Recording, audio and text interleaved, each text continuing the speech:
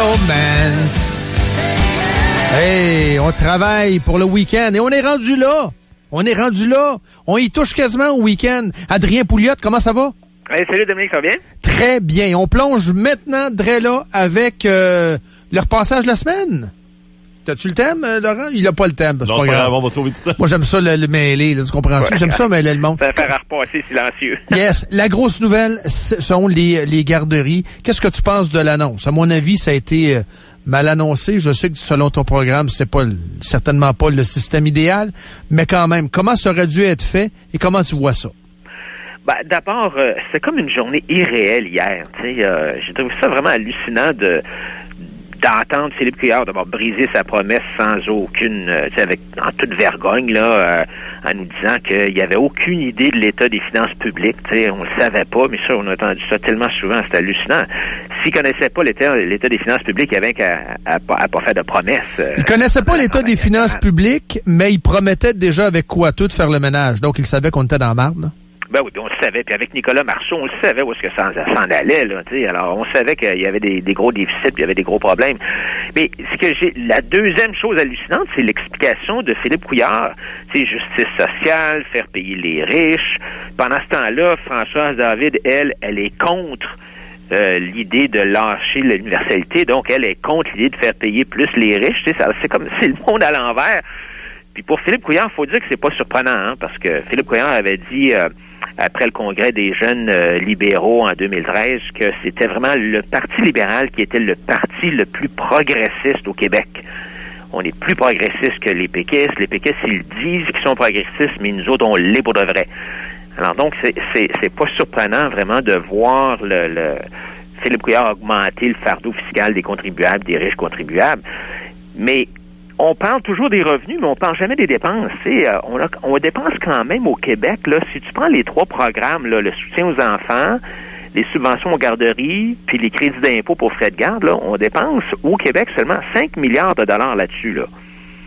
5 milliards, Dominique. Sans aucune remise en question. Regarde, de tout l'argent ramassé, là, puis je donner. Sans aucune remise en question, puis il n'y aura pas une scène de plus qui va aller aux enfants. Pas une scène de plus. Ça, c'est 5 230 $ par année par enfant âgé de 10 ans et moins.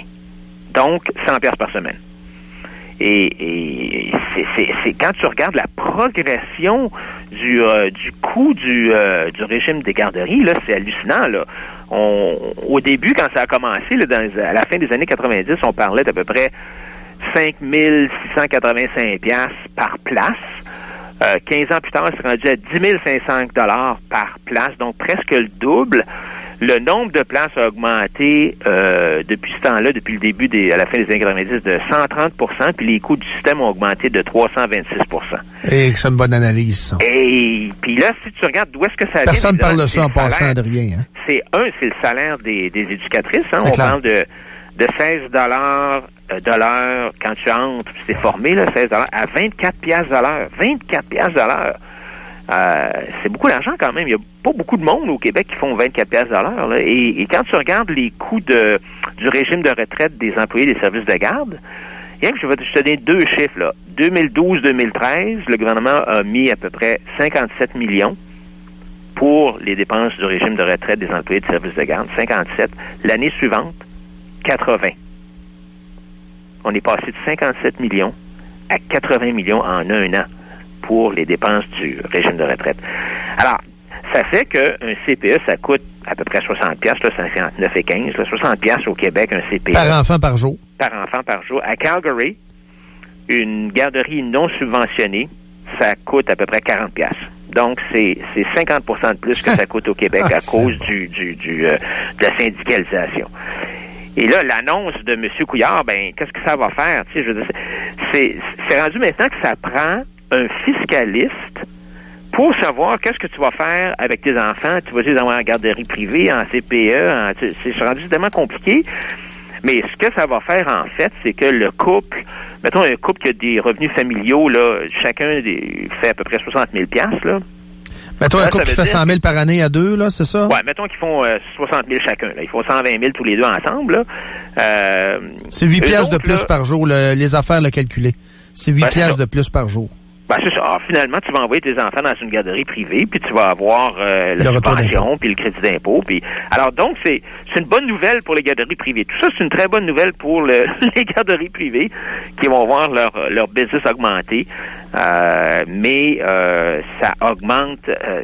Moi, je pense que c'est le mauvais signal. On n'a pas le bon focus. On regarde seulement le côté des revenus, alors qu'il faudrait vraiment regarder le côté des dépenses. Et je sais que t'es pas nécessairement d'accord avec ce que nous on propose, mais nous on pense que la meilleure façon de contrôler les coûts, c'est quand c'est géré par le privé, même si c'est financé par le public. Ben oui, je suis d'accord. Pourquoi tu dis que je suis pas d'accord? Je suis d'accord. J'ai jamais été en désaccord avec ça.